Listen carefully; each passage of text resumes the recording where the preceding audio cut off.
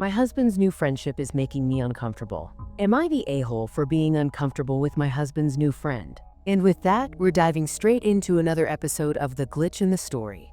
I'm Alex, and here with me is Chris.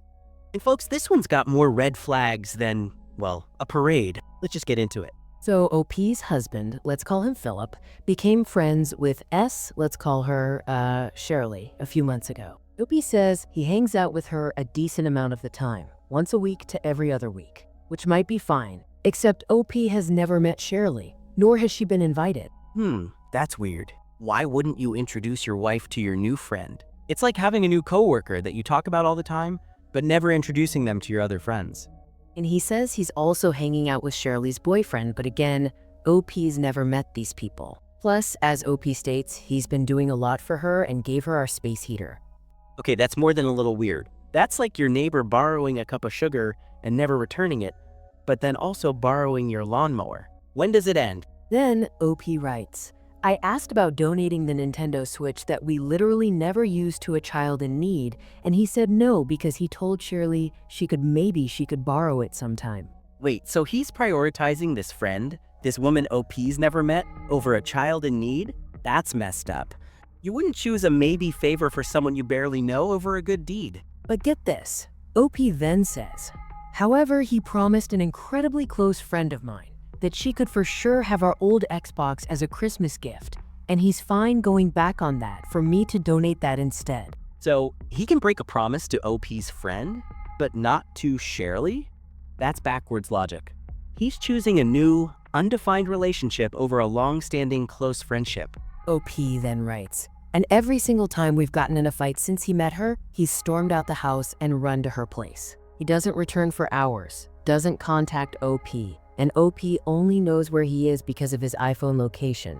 Okay, that's a huge red flag. That's like your partner going to a friend's house every time you have a disagreement, and then turning off their phone. Where's the trust in communication? Every fight shouldn't end in a disappearing act. And after making a huge deal about spending Christmas with OP, she says, he spent less than 2 hours with me and went to a party with her that I wasn't invited to and was gone all afternoon/night. So he ditched his wife on Christmas Day to hang out with this other woman? That's not a good look, Alex. You don't just cancel Christmas with family for a new friend's party that your spouse isn't invited to. So OP talked to him about all this, said she was uncomfortable, and he swore nothing was going on. But then, OP writes, apparently turned right around and told her what we talked about. Whoa. He ran and told her about their private conversation? That's a major violation of trust. You don't just share intimate details of your relationship problems with someone who is essentially a stranger to your spouse. Right? OP then says, now it's going to be weird with me and her if we meet, not that I even want a relationship with a female who runs to my husband every time she has a problem. Yeah, can you blame her? This whole situation is screaming sketchy. She then says, he has other female friends whom I adore and does none of this shit with them. So it's not a jealousy thing. It's specific to this one relationship with Shirley. There is clearly a different dynamic here than with his other friendships. Exactly.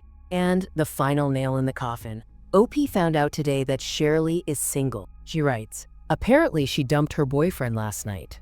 Guess who she came to first? Oh, come on. That's just too much of a coincidence. It seems like she was waiting in the wings for the right moment. So Chris, what do you think? Is OP crazy for being uncomfortable? Or is Philip's friendship with Shirley a giant flashing neon sign of a problem?